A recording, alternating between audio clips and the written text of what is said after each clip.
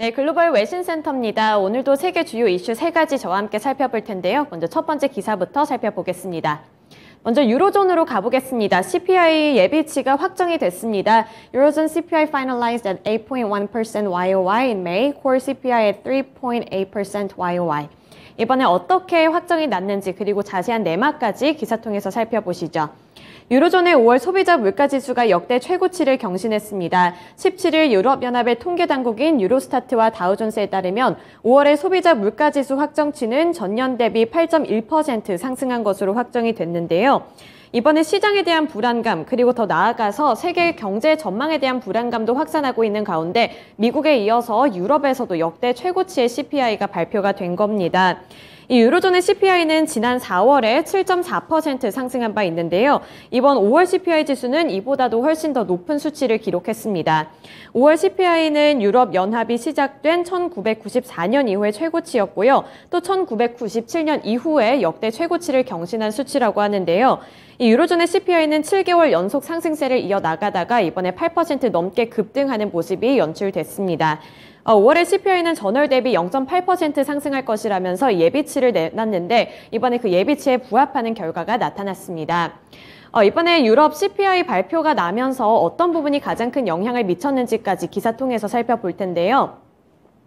보시면 유로존 CPI에는 에너지 가격 급등이 크게 영향을 미쳤다는 분석입니다. 에너지 가격은 전년 대비 39.1% 오르면서 가장 상승폭이 컸고요. 또 식품과 주류, 담배도 전년 대비 7.5% 올랐습니다.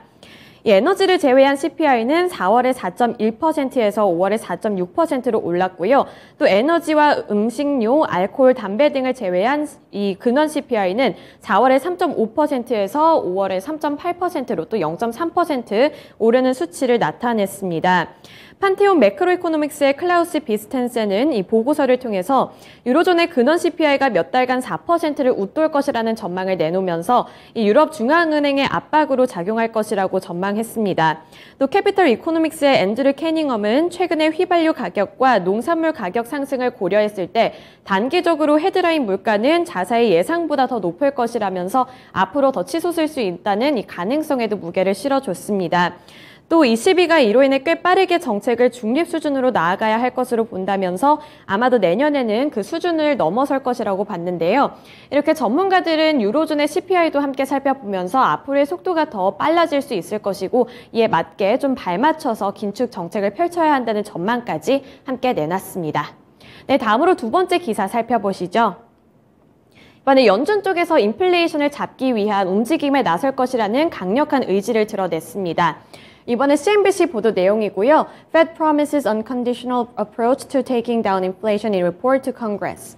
이번에 정말로 조건에 상관없이 큰 스텝에 나설 것이라는 분석인데요. 바로 기사 내용 통해서 살펴보겠습니다. 미국 연준이 치솟는 물가를 반드시 잡을 것이란 뜻을 재차 강조했습니다. 현지 시간 17일 연준이 발표한 의회에 제출한 통화정책 보고서에 따르면 인플레이션은 FOMC의 목표치인 2%에 비해서 너무 높은 상황이라며 고물가는 특히 높아진 필수 생활비를 감당하기 어려운 사람들에게 상당한 고통을 야기하고 있다는 점을 확실히 인식하고 있다고 언급했습니다.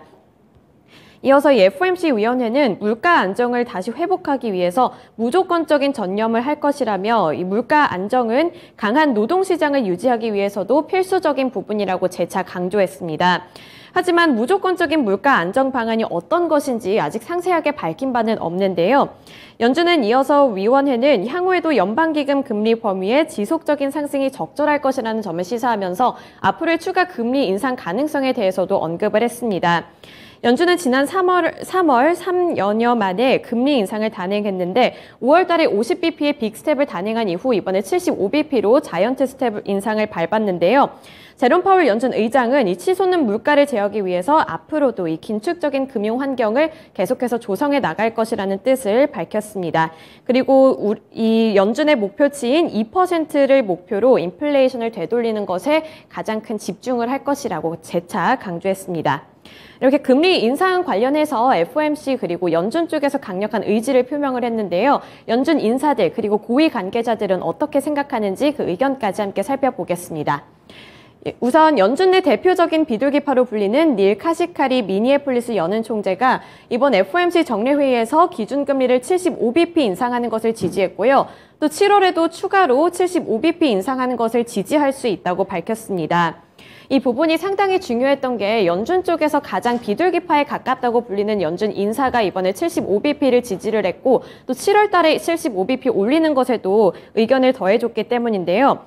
이 카시카리 의원은 통화정책이 이미 많이 긴축이 됐지만 이러한 긴축이 인플레이션을 2% 목표치로 타당한 기간 내에 낮추는 데 충분한지 또는 금융시장 가격에 반영된 것 이상으로 긴축해야 한지가 불확실하다는 점에 초점을 맞췄습니다. 이 카시카리 총재는 공급망이 크게 좋아졌거나 또 조만간 좋아질 것이라는 증거가 거의 없다는 부분을 짚어줬고요. 또 5월에 소비자 물가나 단기 인플레이션 기대치를 볼 경우 5월 초에 예상했던 것보다 인플레이션이 더 지속적일 것을 시사한다면서 이 자이언트 스텝에 의견을 더해주는 모습을 나타냈습니다. 그리고 마찬가지로 크리스토퍼 윌러비 연준 이사도 7월 말에 예정된 이 FOMC 회의에서 75bp 인상을 기대한다고 발언을 내놓은 만큼 이 연준 고위 인사들도 자이언트 스텝에 조금 더 목소리를 더해주는 모습이 나타났습니다.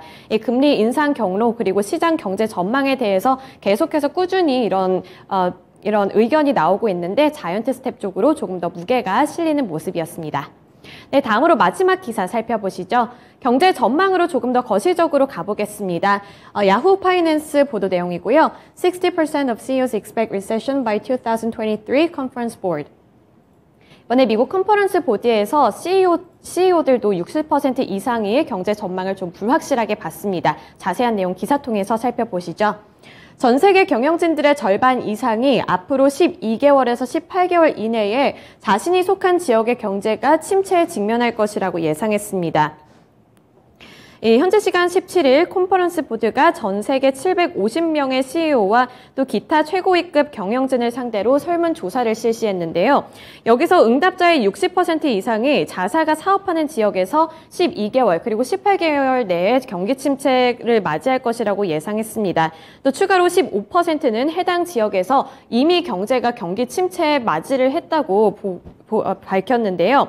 이번 조사는 지난 5월에 수집된 것으로 연준이 기준금리를 75bp 인상하기 전에 이루어진 것으로 앞으로는 이 의견에 무게가 더 실릴 수 있는 가능성도 있습니다. 또 이러면서 침체 우려는 더욱 커졌다는 보도도 많이 확인해 볼 수 있었는데요. 브뤼셀에 소재한 화학업체인 솔베이의 CEO는 더 힘든 시기에 대비할 필요가 있다면서 인플레이션 상승이 상품 수요에 타격을 줄 수 있을 것이라고 봤고요. 또 KPMG의 회장 겸 CEO 역시 이 우크라이나 침공과 공급망 차질 그리고 중국의 코로나19 봉쇄 조치가 리스크로 작용을 할 것이라고 봤습니다. 그리고 마지막으로 이 에너지 가격도 전반적인 경제에 타격을 줄 수 있을 것이라는 이 에너지 회사 업체의 CEO의 발언도 이어졌는데요. 이렇게 다양한 분야의 CEO들도 각자의 이유로 경기 침체를 예상을 하고 있고 또 우려감을 표시를 하면서 근거를 제시했습니다. 하지만 여기에 설상가상으로 고용시장에 대한 좀 불안정한 전망도 함께 나왔는데요. 바로 기사 내용 통해서 살펴보겠습니다. 최근 페이스북의 모기업인 메타나 가상화폐 거래소인 코인베이스 등은 경기 둔화를 이유로 고용을 늦추거나 인력을 줄이기도 했습니다. 미국의 실업률은 지난달 3.6%를 기록하면서 매우 낮은 수준을 보이는 등 여전히 노동시장이 타이트하다는 점을 시사하고 있는데요. 이렇게 경제가 불확실하게 됐고 여러 가지 기업들에서도 타격을 받기 시작하자 고용시장에도 영향을 미치고 있습니다. 고용시장이 타이트해지고 있다는 것을 시사를 하고 있는데 코인베이스의 브라이언 암스트롱 CEO는 앞서 직원들에게 보낸 메일에서 10년간의 경기 호황 뒤에 다시 한번 침체로 돌아가고 있는 것으로 보인다면서 침체는 가상화폐에도 또 다른 겨울로 이어질 수 있고 또 여기서 고용시장도 다시 한번 더 타이트하게 만들 수 있다는 의견을 제시했습니다. 이렇게 경제 상황뿐만 아니라 고용시장에까지 영향을 미치고 있는 만큼 앞으로의 경기 전망 어떤 스텝을 밟게 될지 이 부분에 좀 관전 포인트를 두시면 좋을 것 같습니다. 네, 이렇게 세 가지 주요 이슈들 함께 체크해봤고요. 지금까지 글로벌 외신센터였습니다.